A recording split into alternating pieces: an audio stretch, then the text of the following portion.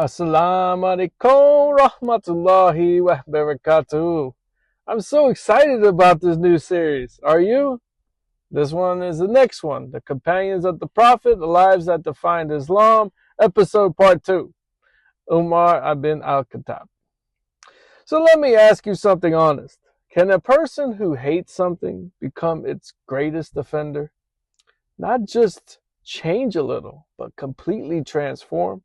Because the story of Umar ibn Al-Khattab is not just a conversion, it's a revolution of the heart. So who was Umar? Umar wasn't weak. He was strong. He was feared. He was respected. He was a leader in the Quraysh. When Umar spoke, people listened. When Umar acted, people moved. And when Islam began spreading, Umar saw it as a threat. So the man who set out to stop Islam, one day Umar made a decision. This ends today. So he took his sword. He set out to kill Prophet Muhammad, peace and blessings be upon him. And think about that.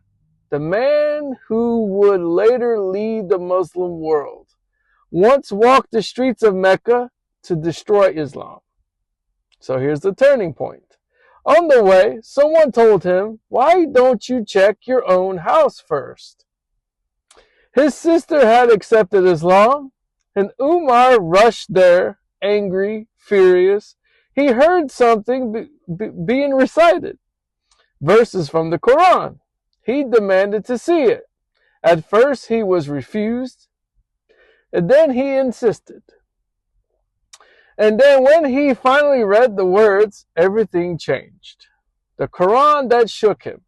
He read, "Indeed, I am Allah. There is no deity except me, so worship me." This is the Surah Taha.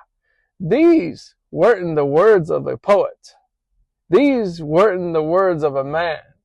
These were the words of truth. And Umar ibn Al-Khattab, may Allah be pleased with him, the man of strength, was shaken. So from enemy to believer, within moments, this man who came with a sword walked out with faith. He went straight to the Prophet Muhammad, peace be upon him, and said, "I believe." And from that moment, Islam gained a shield. The strength of his Islam before Umar, Muslims prayed in secret. And after Umar, they prayed openly. He says, "Why are they hiding if we are the truth? Why are we hiding if we are on the truth?"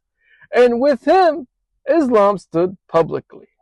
Justice like the world had never seen. Later, Umar became the leader of the Ummah, and his rule was unlike anything seen before. He would walk at night to check on the poor, carry food on his own back, cry over the responsibility of leadership. And he once said, "If a dog were to die hungry on the banks of the river, I fear Allah would question me about it." That was his level of accountability. Now for my non-Muslims, think about this carefully. Umar was strong. He was intelligent. He's a leader. Initially against Islam, he had no reason to accept it. So why did he? Because truth doesn't fear scrutiny. The Quran didn't weaken him. It convinced him. So the lessons we can learn from Umar. No one is too far from guidance. Truth can transform even the strongest opposition. Real strength is in the submission to Allah. Leadership is responsibility and not power. So in my closing reflection, Umar didn't just accept Islam. He strengthened it.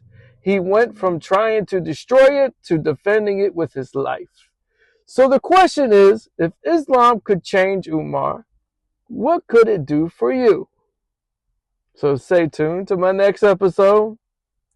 Episode 3, Uthman ibn Affan, the man of generosity, modesty, and silent strength, who gave everything for Islam without ever raising his voice. And may Allah be pleased with him.